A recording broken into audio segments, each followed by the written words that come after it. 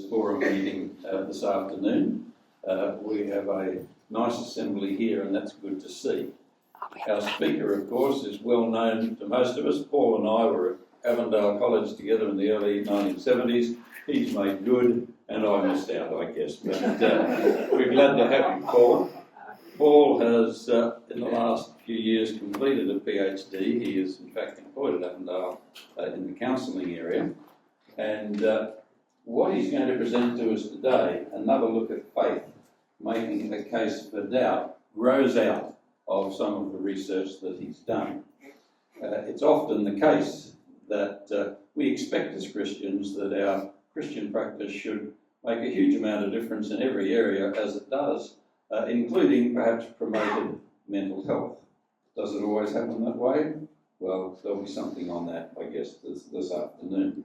Now, I need to apologise for the fact that on 2 or 3 occasions when I've made announcements at previous forum meetings, or perhaps when there's been mail outs, I may have misrepresented the actual topic that Paul has selected. Sorry about that, Paul, but we were doing our best at the time. So before we hand over to you, I'll get you, Paul Cameron, to come up and just give us an opening prayer. Just bow our heads. Father in heaven, we come here today as Christians, as believers, half-believers and doubters. Whatever our circumstances, we come seeking your will for us, seek a life filled with grace and willfulness. We pray that you'll bless us each one as we listen to a thoughtful message for each one of us. In Jesus' name we pray. Amen. Paul will speak to us for around about 50 minutes. Those of us that aren't so familiar with forum routine, then there'll be a bit of a break. We'll take an offering up and give you opportunity to think up some difficult, imponderable, perhaps even impossible questions. And then we'll address those after our little break. So, Paul, we welcome you to the mic, and we look very much forward to what you have to tell us. Thank you so much for your warm welcome. And it is true that Lyndon and I were at Avondale together, but I do want to just state that Lyndon's always been a little older than me. He was older then and he still is now. So, this is... Do I need to say? You go one side. This way? If you go right one side. You want me to go? You might be better to go. Yeah, I'm so worried about my eyes and the other parts of my body, but You could get sunburn. sorry. Is that okay? I just checked with my wife. Always good to check with my wife. Even more so when it's Jill. Well, who would have thought Paul Bogacs speaking at a forum meeting? There's just sort of something not quite right about that. I was, after all, the 70-year-old student at Avondale College who barely got through his first year of his degree. I got D's for a number of subjects. They weren't distinctions in those days. Who would have thought? I was hoping that Norm Young might actually be with us this afternoon, because it was Norm who was the first teacher that I had who suggested that I may have some level of academic ability, but he was very quick to tell me I was not using it. And his words have never left me. So in some way, being able to get a PhD and then speaking here this afternoon has to be attributed to Norm Young for encouraging me to find that which he could see that I didn't really care about at 17. Thank you for coming out this afternoon. It's a rainy, sort of bit miserable afternoon, and I'm honoured to have you here. There are 2 friends of mine who I ride bikes with sometimes, both Tony and Paul, and when I asked what on earth are you doing here, they said, well, we were worried no one else would come. I appreciate that, and if you now want to leave because there are others here, there will be no judgment.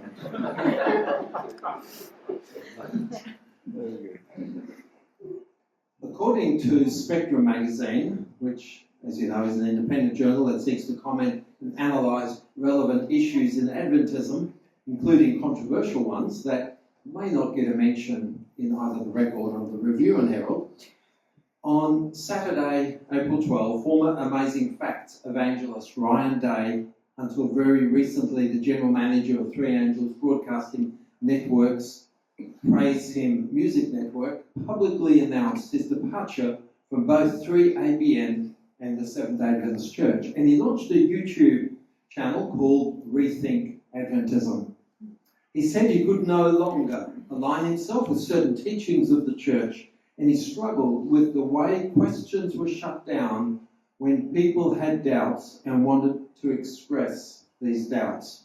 It is the second reason for Day's departure from 3ABN and Adventism that I am particularly interested in.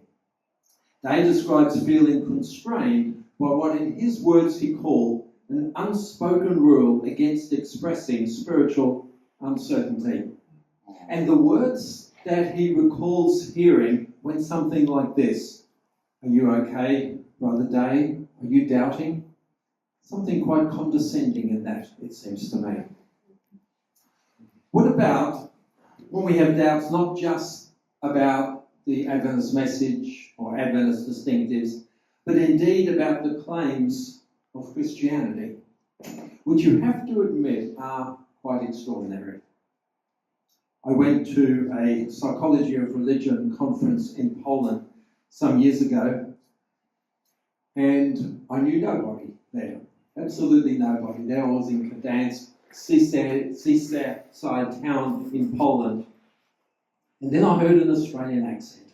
I thought, wow, there's one Australian there. I only ever found one Australian. She was 25 and she was finishing her PhD. There should be a rule against that. It's much more dignified to do your PhD in your 60s. And I remember striking up this really good conversation with her and saying, "What brought you to study in the psychology of religion?" I said, "You're from a religious background, you're a person of faith." She said, no, none of that. She said, "I just like studying weird stuff." And she said, "You've got to admit, religion is weird." And I said, "Well," and we had about a half an hour chat about the weirdness or otherwise of religious belief. I was running a workshop at South New Zealand Camp earlier this year. I was talking a little bit about some of this stuff from my PhD, and I was talking about doubt, and I shared with the workshop there that doubt had been a fairly constant companion of mine ever since I can remember, along as part of my faith journey. There was a lady in her early 30s who was getting particularly perturbed by my statements. After all, I was speaking at a camp meeting and I was representing Avondale University.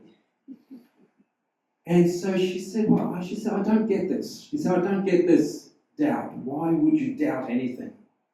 And then she made the mistake of saying, "Well, what do you doubt?"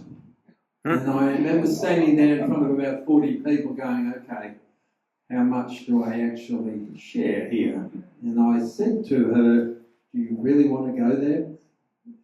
And she said, "Yeah, I want to know what you doubt."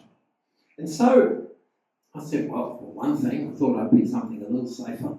I said, "I sometimes doubt, is the Bible really what we claim it to be? Is it really inspired? Did God really, so..." She looked at me and said, I cannot believe that anyone would ever doubt that the Bible is true. How could you?" She said, "How could you? It is without contradiction. It is seamless from beginning to end." Her husband was giving Bible studies to people about the scriptures and how you can believe in them and how everything and all the dates and all the prophecies all line up very nicely. I told her that I was very happy for her, that she could have that faith experience, but also gently suggested that may not be the experience of everybody. As you probably surmise, my interest in the experience of doubt and struggle, which is a core element in the PhD study that I did, has certainly prompted and fed and influenced my study and the direction of my study. I often haven't been able to experience that which religion tells me I should experience. Because after all, once you give your heart to Jesus, do you not get joy everlasting? Do you not get peace like no other? Is that not what we say? And often I haven't been able to feel that joy, and often I haven't been able to feel that peace or that rest that religion promises. And of course the traditional answer is that I probably didn't pray hard enough, I didn't read my Bible for long enough, I didn't get up at 5 o'clock in the morning to meditate upon the things of God for an hour, especially the closing scenes of the life of Jesus. Or there was some sin that I was holding on to. And of course, there would be truth in all those three statements. But is it more complex than that? Is it more complex? I'm going to suggest to you this afternoon that it is. Just before I put that on, let me tell you a little about what I tried to do. I was interested, so we're just going to park that little bit of an introduction, and I'm going to get you to drag that out a little bit later in the talk this afternoon. So I was interested in looking at the relationship between faith and emotional well-being. Initially, that was going to be the gamut of my study. And then my good friend, Dr. Graham Stacey, suggested, you knew you were going to get a mention, didn't you? Two of my supervisors are here this afternoon, Dr. Barry Gain and Dr. Graham Stacey. And Graham suggested to me a construct that he said was newer on the scene, a way of understanding faith, and it was called Quest. It's called the Quest scale. And somehow I went, I need to learn more about that. I need to understand that a little bit more. So have a look at this diagram, and I checked that it's not too small, and I think you should be able to see it, because I figure if I can see it, most of you can. And so you've got the background variables. We'll have a little pointer here, I think. You've got the... That doesn't look... Oh, there it is. Yeah, okay. So background variables there. Age, gender, religious affiliation, and I used an orthodoxy scale. Salience was just a one-item measure. How important is religion to you? Turned out to be not a helpful question. And if I did it again, I'd put something a little more complex in there. And then I wanted to look at 4 different faith frameworks. I'm going to say a little bit more about that shortly. And it was suggested to me by another one of my supervisors. PhDs grow every time you talk to one of your supervisors. They suggest something else, and that broadens what you do. And I'm so glad that Dr. Peter Morey suggested that the effects of religion are likely to be manifest or to occur through mediating variables. And so we picked some that we thought would be likely. The most helpful ones out of those were resilience, guilt and shame, more helpful than hope and self-efficacy, it turned out. And then the emotional well-being variables, stress, anxiety, and depression. There's a nice scale called the DAS that some of you may be familiar with. Yeah, just push it.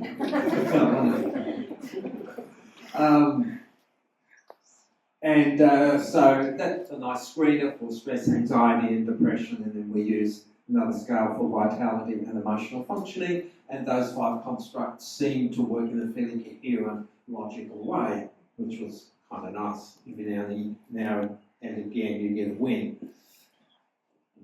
So the 4 faith frameworks were really the key of what we're looking at here. Firstly, we're not going to say too much about this one, the extrinsic, intrinsic.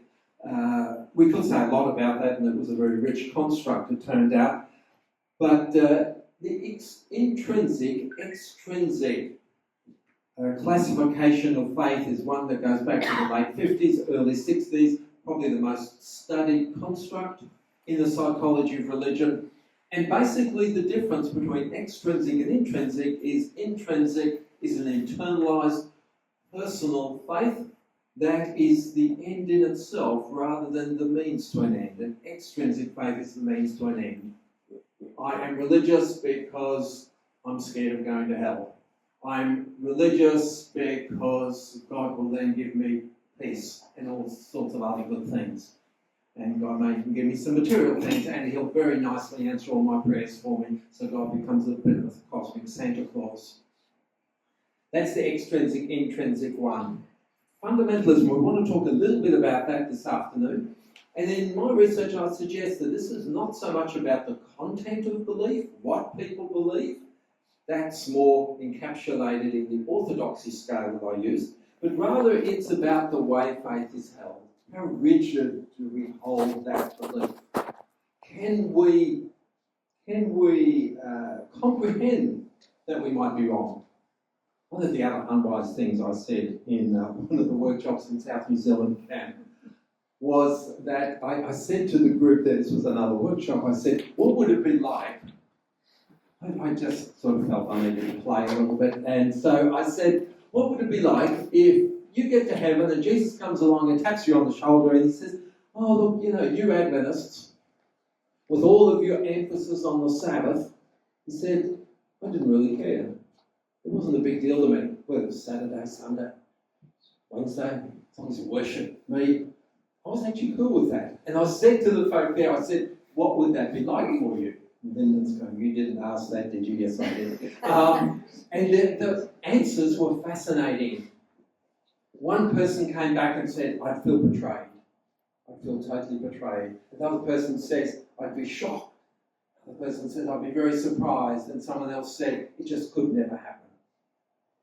That's what we mean by fundamentalism. Not being able to entertain that I might be wrong about everything.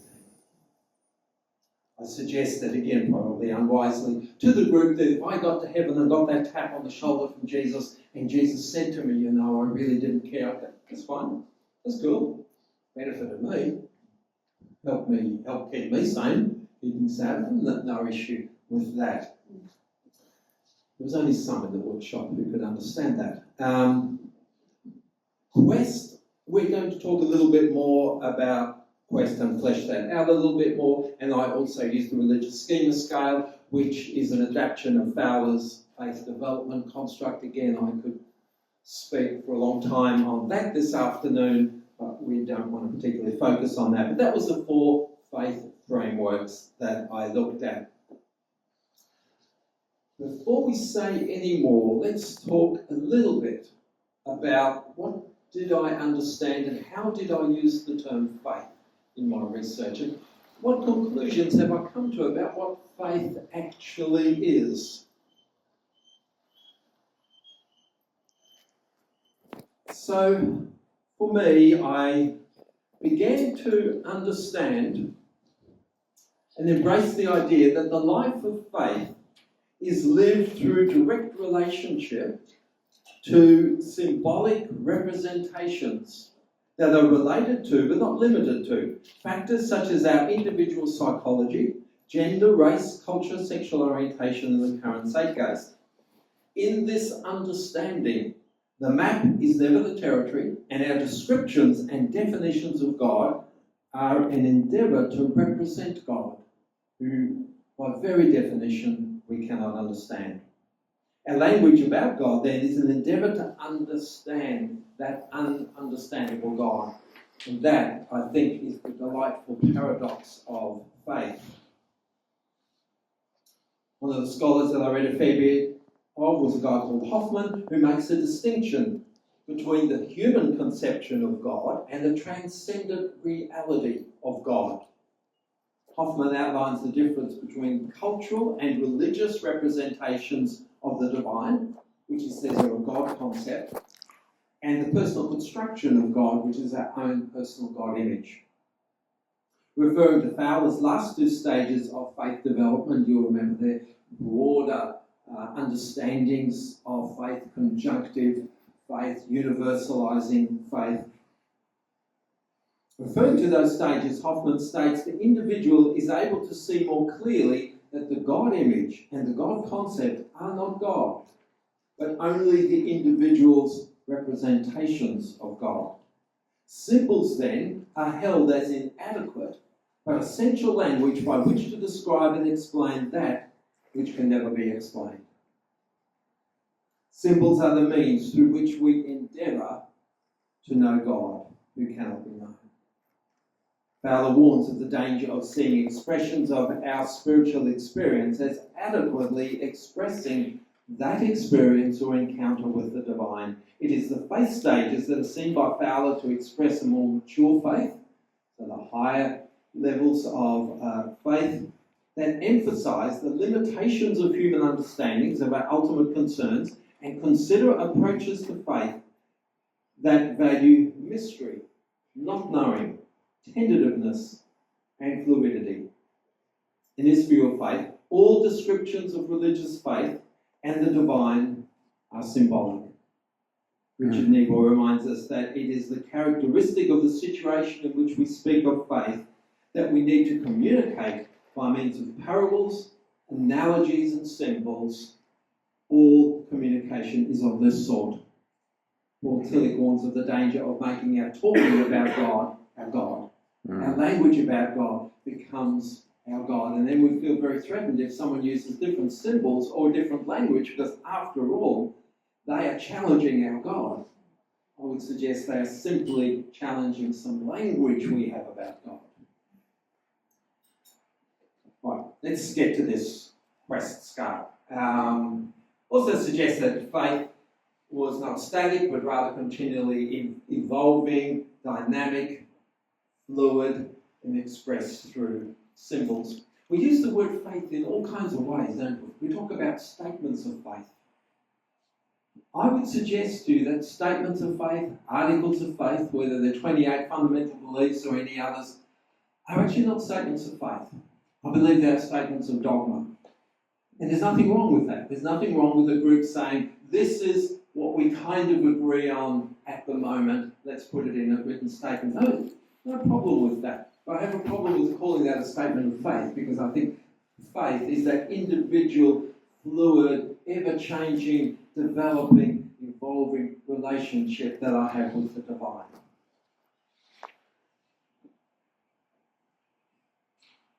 All right, let's... I really like this quote. Let me introduce you to Gordon Allport. Gordon Allport and I became great mates during my study, even though he died decades ago. I really enjoyed his writing. He was really one of the writers who put psychology of religion on the map in the 40s and 50s after it had quite a hiatus. Learn to get out of your way, Steve. After... Do you want me to turn this way? There we go. Is this better? Yeah. Am I right in your road now, Steve? Come closer. Look, I'll just keep moving as we ask. After all, we're talking about fluidity and change. You know, there's no right place to start. I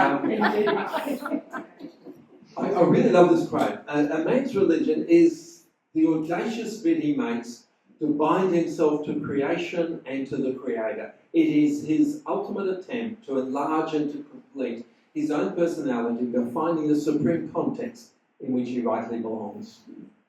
Kind of like that. For me, it was very broad. It was, I went, yeah, I think I can buy that. It kind of makes some sense. So how do we understand this questing faith that I was keen to examine? It is a faith that values doubt, questions, uncertainty, mystery, and tentativeness. Could be, if you like, perceived as the opposite of fundamentalism. It facilitates, I believe, an owned faith and thus moves us to the higher stages of faith development models. It also implies an intrinsic faith rather than extrinsic, as it demands a personal, often disconcerting struggle. And that's something very individual. In order to be able to have a questing faith, the idea of struggle and agony and wrestling with God is an essential part of that description of quest. The quest scale has 3 subscales. I'm going to invite you to keep that in mind because you're going to need that little piece of information in just a moment. So traffic, feel free to write it down and just make sure, because I know you forget things. So the quest subscale, there are 3 quest subscales: openness to change, the value of doubt, and existential questioning. So openness to change, the valuing of doubt, and existential questioning. So here are examples of, there are 12 questions in the quest scale, 4 questions for each subscale. These were some of the questions. It might be said that I value my religious doubts and uncertainties. For me, doubting is an important part of what it means to be religious. I find religious doubts upsetting. Of course, that was reverse scored, as you can see. Questions are far more central to my religious experience and their answers. As I grow and change, I expect my religion also to grow and change. There are many religious issues on which my views are still changing. All right, that's quest. Now, give you a little introduction to the actual study. It was a quantitative study, and I'm not that great at maths. But Graham Stacey said, I had to do a quantitative study, and he was my first supervisor. And at that stage, I knew less than nothing about a PhD, so I followed him. Somewhat foolishly, I think, Graham, because it scared the living daylights out of me, the idea that I might have to do fairly complex analysis. Thank the good Lord for Dr. Peter Morey, who sat next to me for many, many hours. We had 590 participants, and we only imported the data from the fully completed surveys, as a number of our participants were young people, some from Avondale University and some from other institutions.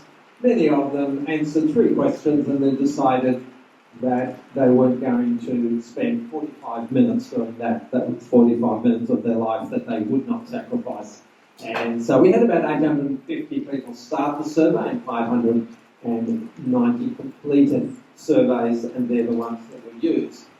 But if you know anything about quantitative studies, you'll know that that's a good sample size. We had 150 items in the questionnaire, so we had a truckload of data to play with. 63% females, 36% males. Mean age group of respondents was in the 35 to 44 age group, but the mode, in other words, the most common age, fell in the 55 to 64 age group. A number of you are part of the E14 Sabbath School class, and I know that we sent it out to the Sabbath School class, and thank you for all of you who completed it. And it was also sent out to the mailing list of Avondale University, and those that completed it there, thank you so much. About 50% declare themselves as Adventists. The next largest sample, I think there was 70 in this, were identified as either Pentecostal or Charismatic. 7% Baptist and 7.3% Church of Christ, and all of the other categories were less than that.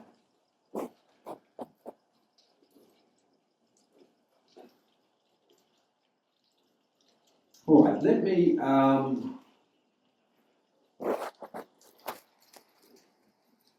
just talk, before we go and show you the results here, let me just say a few things about that. Doubt has often been perceived, I would argue, as the enemy of true faith. Mm-hmm. Many of us were raised to believe that, and thus when we experience doubt, we often don't know what to do with it. It scares us. It frightens us. It is the skeleton that must be consigned to the cupboard. It is the monster that must remain under the bed. Gordon Boyd suggests if something cannot be doubted, he wrote a really interesting book called evangelical writer actually, who wrote a book called The Benefit of the Doubt. Not your normal title for an evangelical publication. Gordon Boyd suggests if something cannot be doubted, how can it be established as true? If something is to be seen as true, do we then not have to entertain that it may not be true? And if religion is not to be doubted, what then is the place of faith? If it is established fact, then why do we need faith? For surely faith is only necessary if doubt is an option. One of the giants in the psychology of religion, Gordon Allport, summarised it this way. Religion aiming to deal with the most inclusive of relationships, aiming to bind fact, value and ultimate reality, is the most controversial, the most doubt-ridden, the most elusive of all of the fields of mental activity. And Hoffman reflects the same sentiment when he asserts that religious institutions serve the purpose of alleviating anxiety through constructing and defending a truth claimed to be ultimate. If this religion allows for doubt, it has failed its purpose. But this, he suggests, is the religion of fear, not faith. The religion of faith is the religion of courage. I really like that. The religion of faith, rather than being the religion of certainty, is the religion of courage. Courageous enough to take on something that I could be totally wrong about. The religion of faith is the religion of courage. The religion of faith is the religion so bold as to not answer all the questions and not take away the anxiety of faith.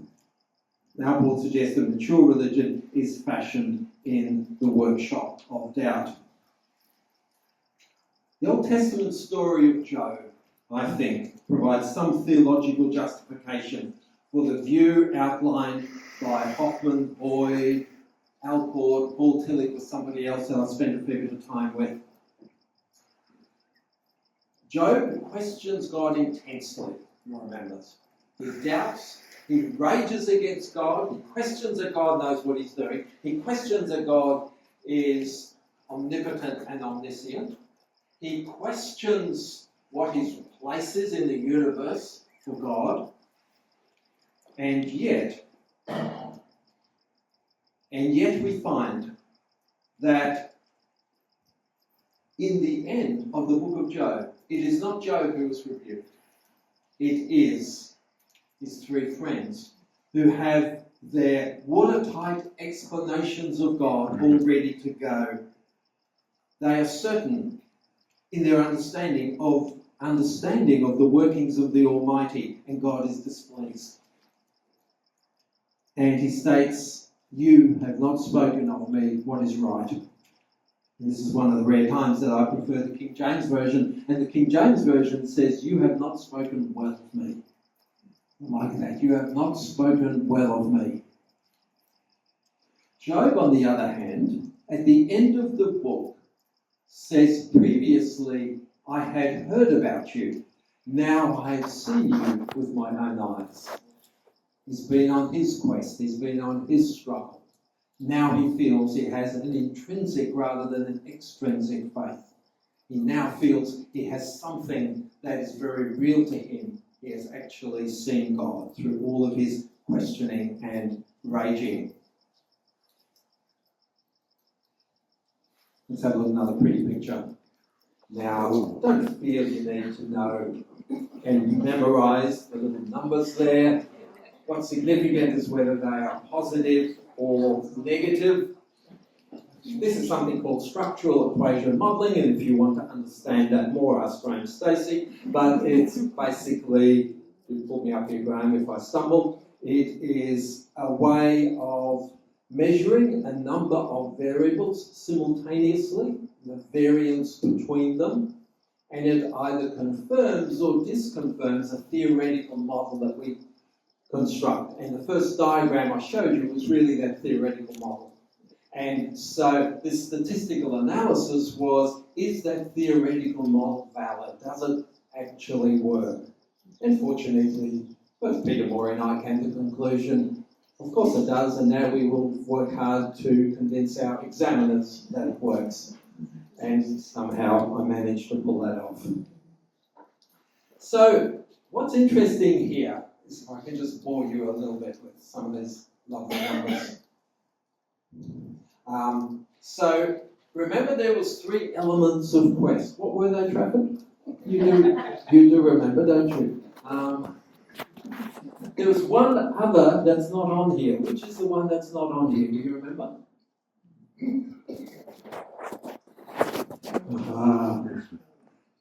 So the other one was the openness to change. So it was value of doubt, openness to change, and existential questioning. Interesting that openness to change didn't have any effects, no association with emotional well-being or any of the mediating variables.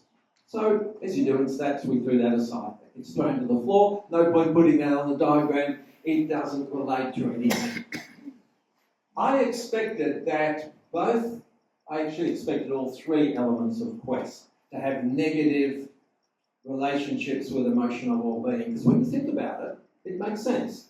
If you doubt, if you question, you're going to be more unsettled, you will have higher anxiety, you will have more stress. Make sense?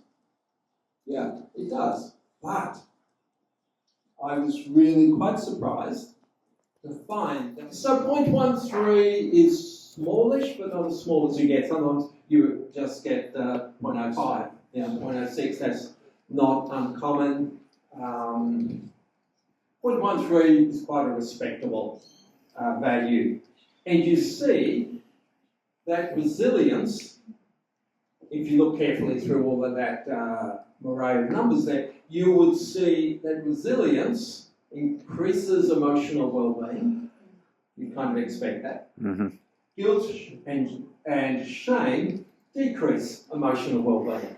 So whatever increases resilience is going to be helpful for emotional well-being. Whatever decreases guilt and shame is going to be helpful for emotional well-being. And this is where I was surprised that doubt actually correlated negatively, associated negatively with guilt, negatively with shame, positively with resilience. Higher doubt, a little more resilience, a little less guilt, a little less shame. Interesting. I was not expecting that. If you look at questioning, you get a different pattern. It increases or is related to a little more shame, a little more guilt, no relationship with resilience. Right, let me try to sum that up for you. Openness to change has no relationship with emotional well-being. Existential questioning appears to correlate with lower emotional well-being. Valuing doubt, surprisingly, is associated with higher emotional well-being. However, the effects are small and are only present with 4 out of the 5 emotional well-being variables, so we don't want to make too much of it, but I was expecting it to be the other way, and that's what surprised me. The main positive effects of doubt appear to be via the mediating variables, guilt, shame, and resilience. Well, how could doubt be good for you? How could doubt be good for you? I suggested maybe greater flexibility allows for greater resilience when dealing with life's challenges. Maybe more rigid and less complex faith, which is associated with less doubt or no doubt, fundamentalism, maybe more rigid and less complex faith struggles with the messiness of life that doesn't fit into carefully predetermined patterns. Maybe if you allow some doubt, you can move a little bit. You can be a bit more responsive rather than reactive to what happens in life. And you might be able to avoid what Parliament called some of those negative religious coping strategies. And one negative religious coping strategy that's been identified is expecting God to answer all your prayers. It's the idea that put the prayer in the drink vending machine, put your $2 in, and when you get out your can of Coke, can of Sprite, if you're good as honest. So you get out your can of Sprite, and what do you do if the machine does not deliver. You kick the machine. You kick the machine. And for me, it's not a bad metaphor for what often happens in our relationship with God, and thus would suggest a questing faith does not have necessarily those unrealistic expectations. I put in my $2 and I get out my can of drink. So, why is it that the existential questioning correlated negatively with emotional well-being? Well, the correct answer is I don't actually know. And in PhD language, we say this is an area that merits further investigation. However, when I look more carefully at the 4 questions that made up the existential questioning subscale, they seem to be reflecting more than what the questions on religious doubt were reflecting. They seem to indicate an existential crisis that was larger than a faith crisis. And it may be because of that, because of the way the questions are framed. So it may be that existential questioning, that subscale, is actually measuring something different than what the other subscales are measuring. There's been a lot of controversy about the quest scale, and one of the things I suggested was that it needs to be seen as 3 scales, not 1, because it's measuring different things. And that may be so. In other words, it could be methodological.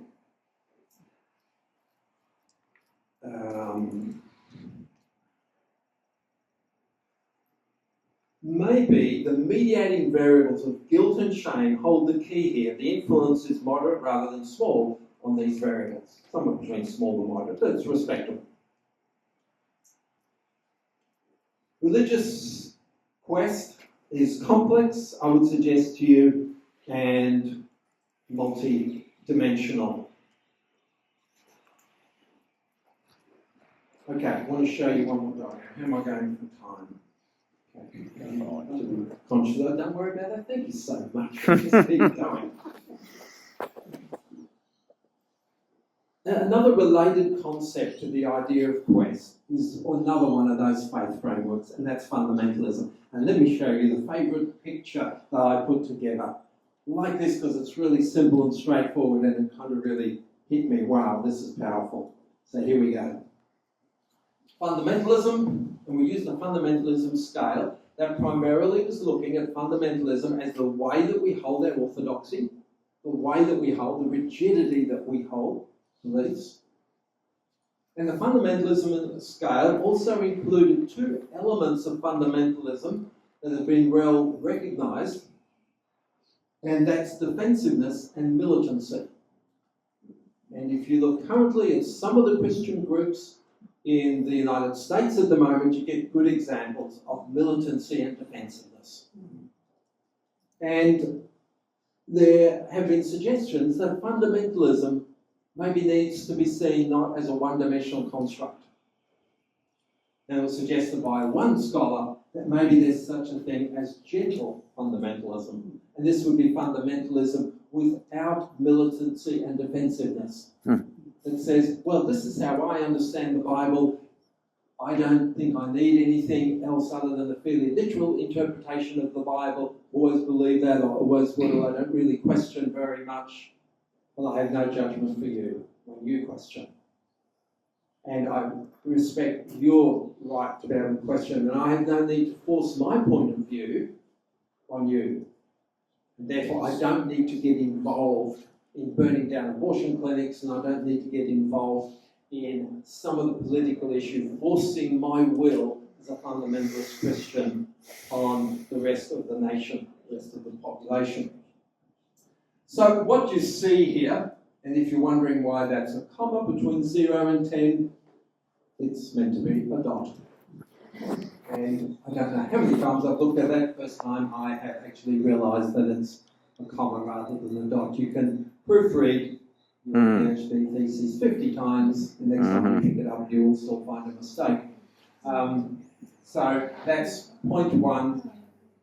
And you can see that fundamentalism, the effects of fundamentalism are through guilt. There's some direct effects on stress.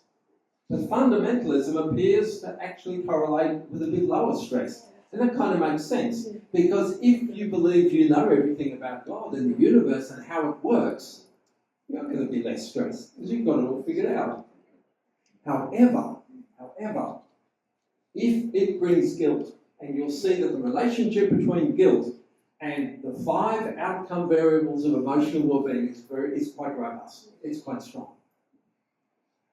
I have a title of an article I would like to write, but unfortunately I only have the title. I have yet to write the article. But the title would be a fundamentalist if you must, but do it with grace. If you can do fundamentalism without militancy and without defensiveness and without guilt, then there's probably not much harm in it. But how often is it done like that? And I found what other researchers found, that there was no clear relationship between fundamentalism and emotional well-being outcome variables, because any good that came from fundamentalism was outdone by its effects on guilt in my particular model. So there was no clear, if you ask me, well, is fundamentalism then related to lower or higher emotional well-being? I'd go, I don't really know based on my research. There was no clear outcome, no clear result in that.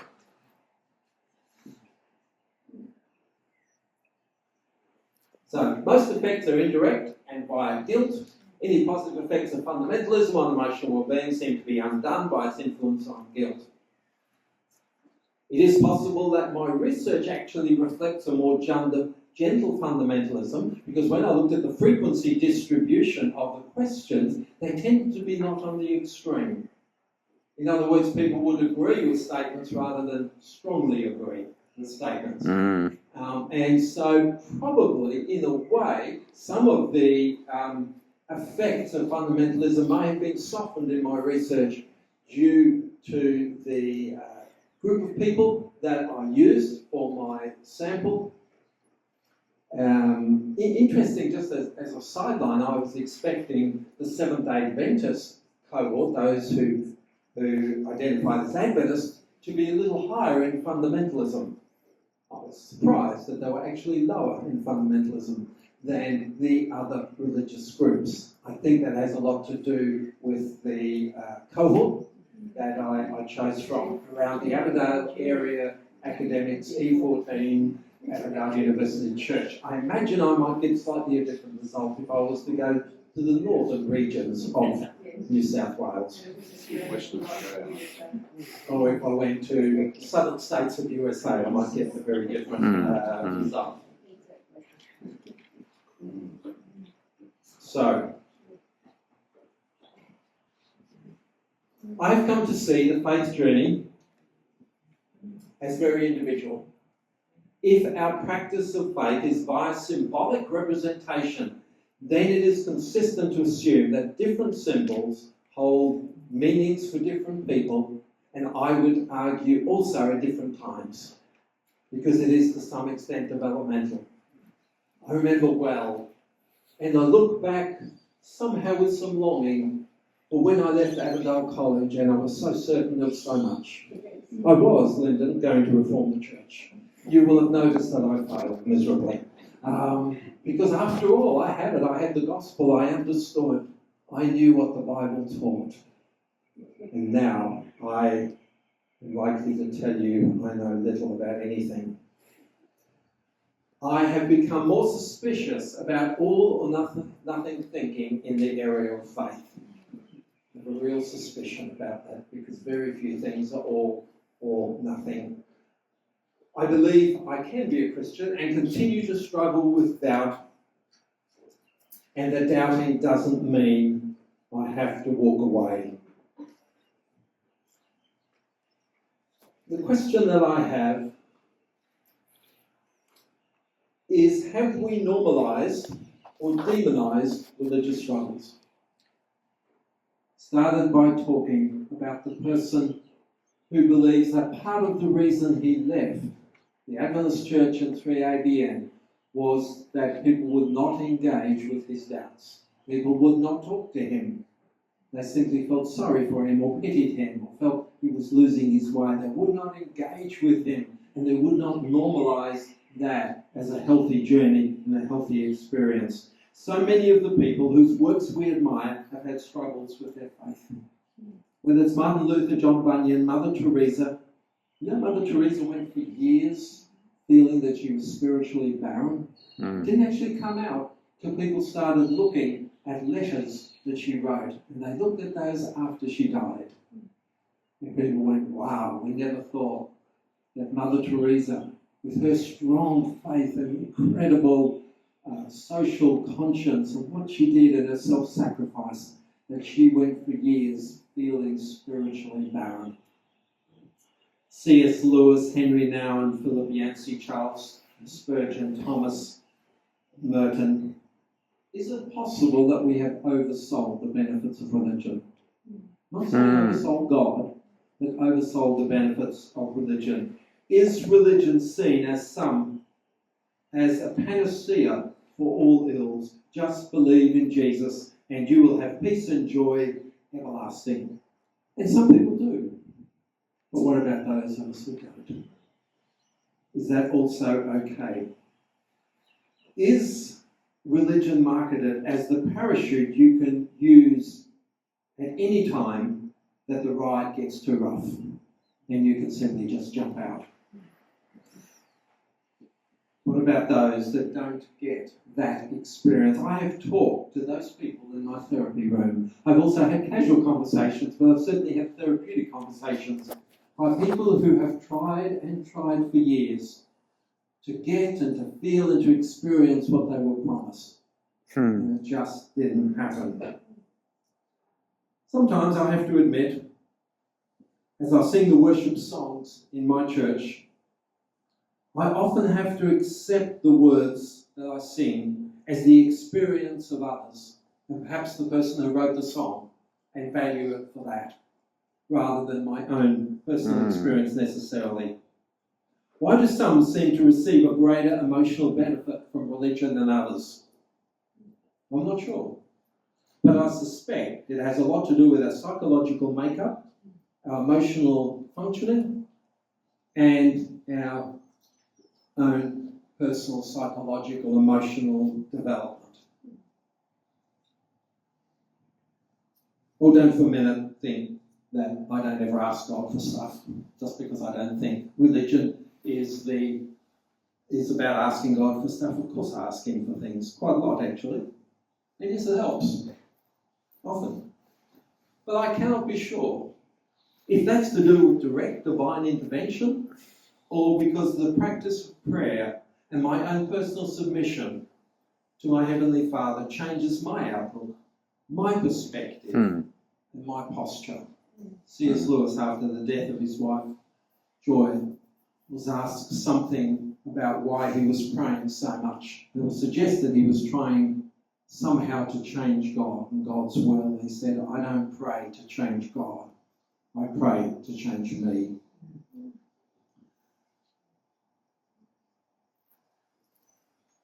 Genesis 32, the story of Jacob wrestling with the angel, a story about conflict, about wrestling with God.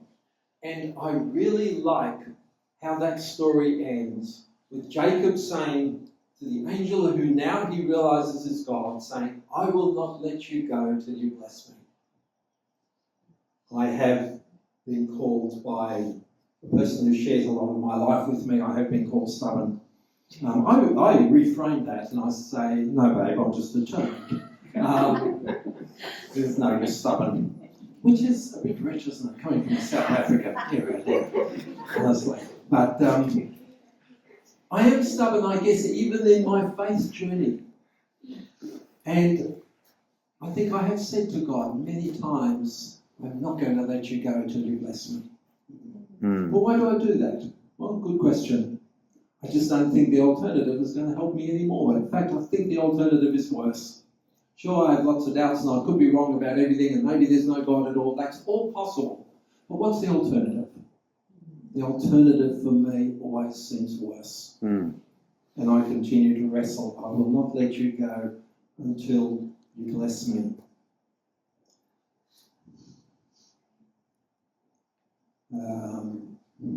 I've also become wary of religion that is extrinsically motivated. Religion is primarily for what I can get out of it. And it's interesting, I had some interesting results in my study, which replicates the study of a lot of others who've used the construct of extrinsic and intrinsic, that extrinsic religiosity consistently correlates with lower emotional well-being. Intrinsic religiosity consistently correlates, in many, many studies done around the world, consistently correlates with higher emotional well-being.